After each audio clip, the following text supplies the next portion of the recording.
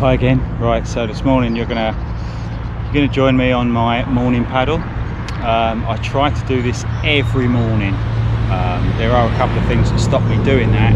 That's really high wind because it's really hard, and ice in the winter because well, it catches on my skeg. I can't do it.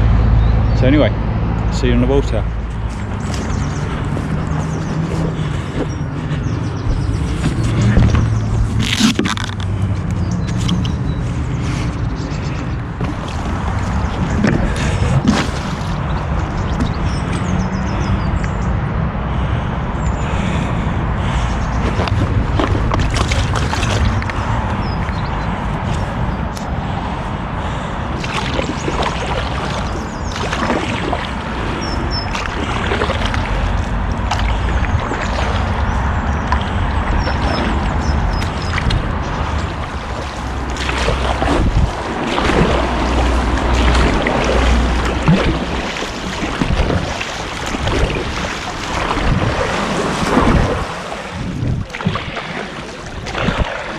Okay, so I'm on the Oxford Canal at Rugby.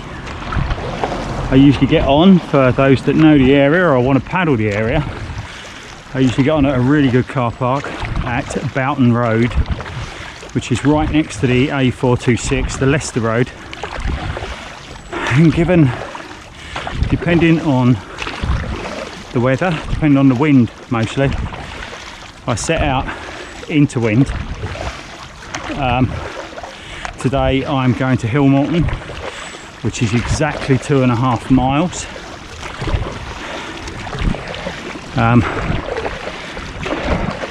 Then I have a coffee out of my flask and I come back again. Now that 2.5 miles takes me on different parts of the canal. Now what I mean by that is the Oxford Canal was built in 1779, but it was a contour canal because that was much cheaper in the day. It was cheaper, but it was longer because it followed all the contours on the hills and around the valleys. Consequently, it was really wiggly. So in 1829 they straightened it out. They straightened it out and put in locks. Now the only two places where there are locks through the Rugby bit of the North Oxford Canal is Hillmorton, where I'm going.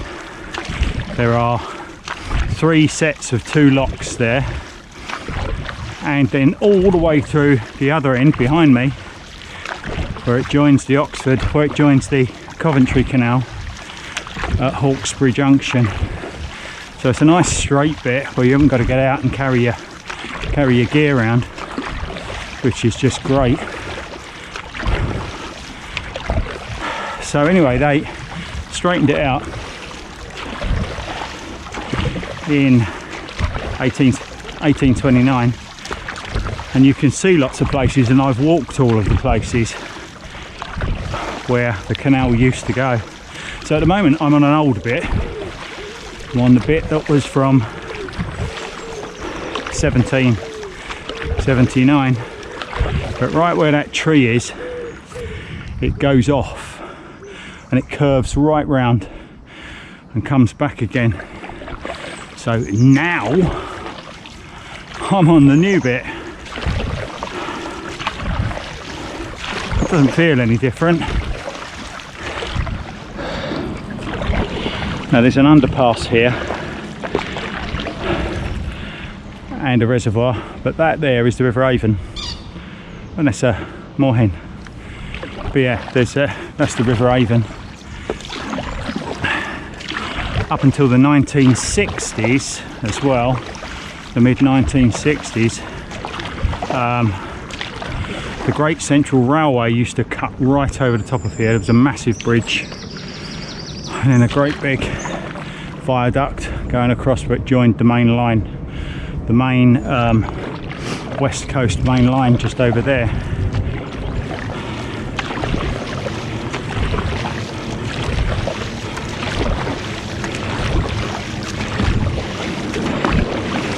love this when it's all glassy in front of you. You know, nobody's been here this morning. Nothing's been down here since about 8 or 9 o'clock last night.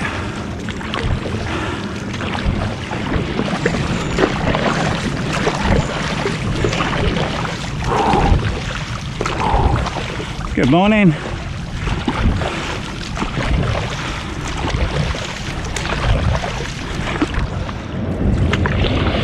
So I'm just coming up to a skinny bit now, and that skinny bit, you would look at it and you would think they used to have a bridge over that, but actually it didn't. All that is where it made it much easier to block off the old bit in front of me from the new bit behind me when they were building it. So they would put planks down in slots, and then when they were ready to fill it, felt confident it'd hold water, they took them all out and flooded it.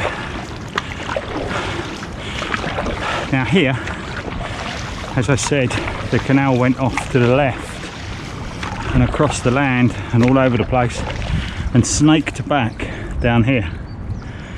That's now a private marina, that arm, where they rent space on the water for people to live. And this is where the railway used to come over as well. Used to come right over here from the main line and go off to all the way over to Peterborough. So that went over from Market Harbour. So now we've got to Clifton Cruises.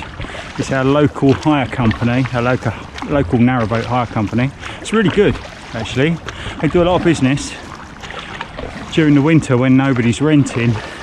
They're all double-breasted here, right out into the canal, all sitting there getting their maintenance in the winter. Also, that's supposed to be a really good bar and restaurant. The Lounge, I think it's called. It's really good. So there's quite a lot of business being generated from having the canal here. Quite like that. I think it's good. It's an underused resource, really, and if you don't use these things, you lose these things. So we need to be using it as paddlers as much as anything else. So I'm just coming up to Bridge 66, Clifton Road, and that is usually my first 15 minutes, which it is. So I'm on track for a good time. So yeah, 15 minutes to here, that's exactly a mile.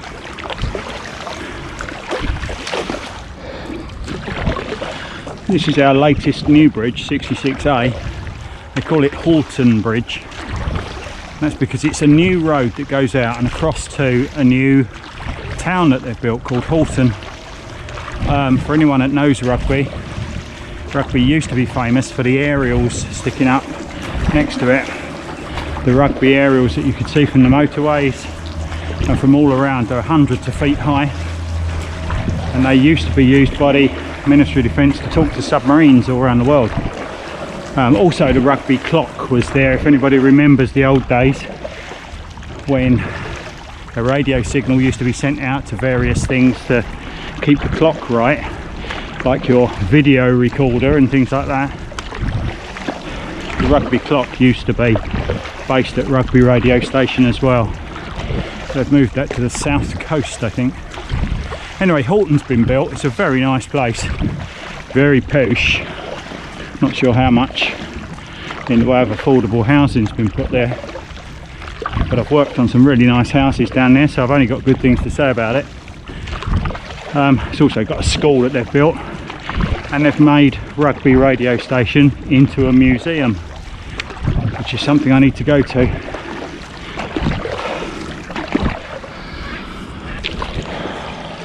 And this here is the abutment for another railway bridge that used to go across and connect. It goes across actually, and it sweeps right the way around on a viaduct and connects to the other side the down line of the West Coast Main Line. I think I read that they built that because trains going across and crossing on points and everything was a real pain for the timetable at the time. So they went to the expense of building that.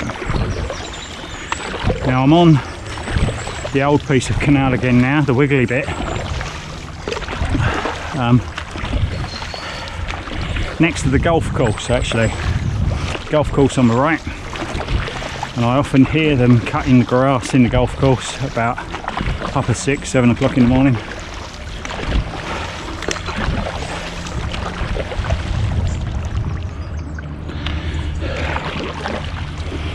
I've just passed a narrowboat, and I know the guy that lives on it. He works from home, well, works from water. And I often see him in the mornings on his laptop sitting at the window. Sounds quite nice, doesn't it? Most of the boats, well, all of the people I know that are on boats, and most of the people, they've got Wi-Fi in the boat. They've got full internet access. Some of them have got better internet than I have, I think. But yeah, a lot of them, they're all on Facebook in the evenings and all during the day. I think it's good. It's a good life. Not so great in the winter, I would imagine, when you're sitting around a little log stove. Yeah, must be quite chilly, I would think. It is quite nice in the mornings in the winter because you come out and and all the wood smoke is coming up out of the chimneys where they've obviously just woken up and quickly stuck a log on there and gone back to bed again probably.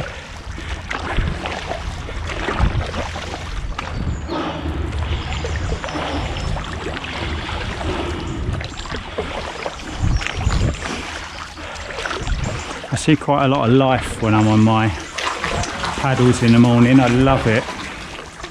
It's sort of what gets me out of bed to pump my board up. So we've got these swans. They've done very well this year.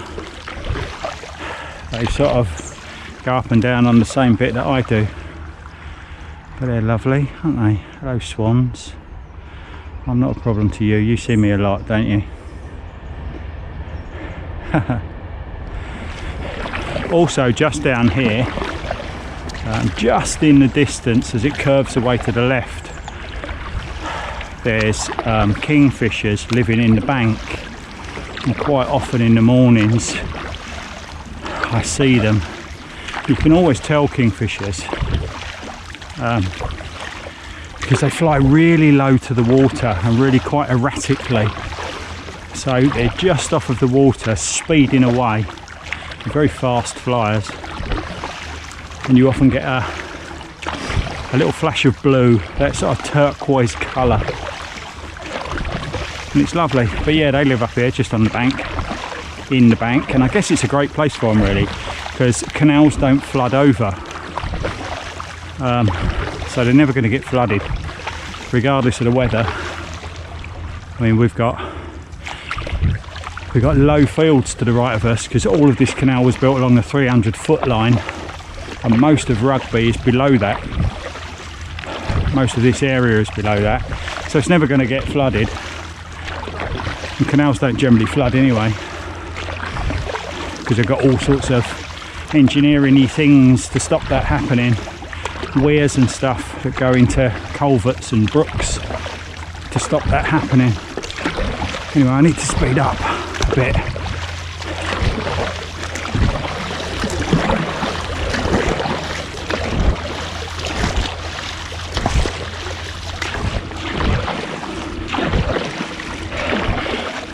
So going back to when they straightened it out in 1829, 1830-ish,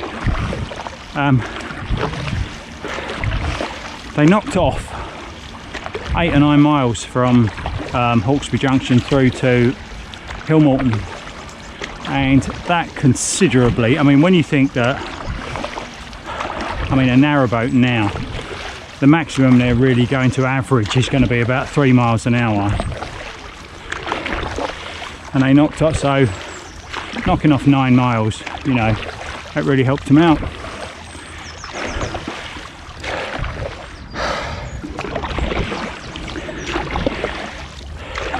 Yeah, so knocking that 9 miles off, one of the things that happened was at Brinklow, which is behind me, quite a few miles behind me, sort of between Rugby and Hawkesbury Junction. They say, the old accounts say, that if a narrowboater, one of the haulage company boats, pulled by a horse, obviously in them days, if he approached Brinklow early morning, he could hear the bells for morning service, and by the time it was getting dark in the evening, he'd wiggled around bits of canal so much that they could still hear the bells at Brinklow for evensong at the church. So it goes to show, you know, it took a day just to go around that part of blooming Brinklow. It must have been difficult to make your money.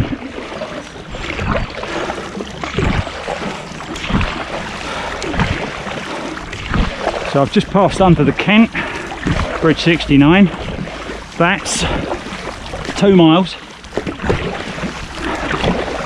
And I've done that in another 15. And now I've got a little bit of extra to do.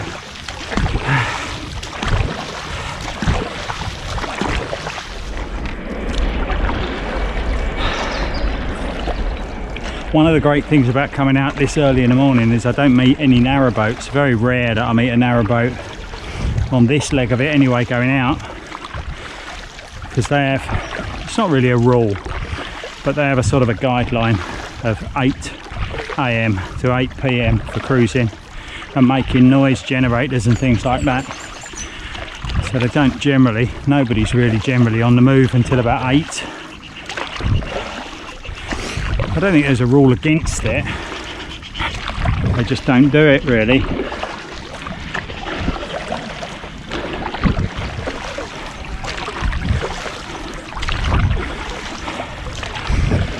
Now this is a young swan. I've watched this swan getting its new plumage all the time I've been coming down, and he's looking very handsome now.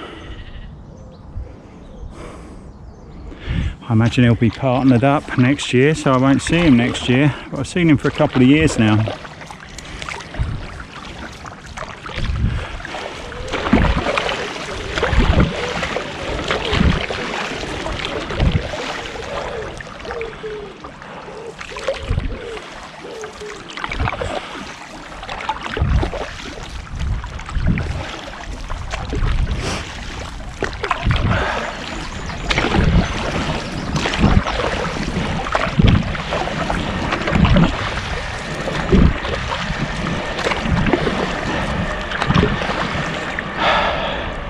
And that there is Hillmorton Locks.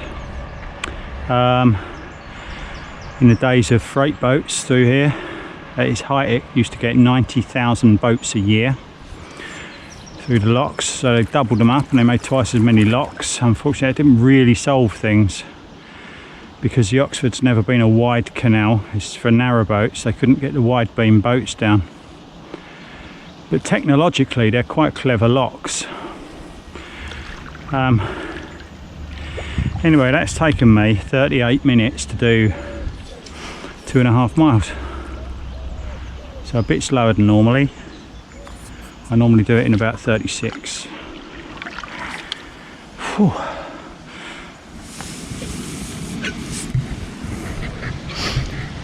So there you go. That's 2.5 miles in 38 minutes.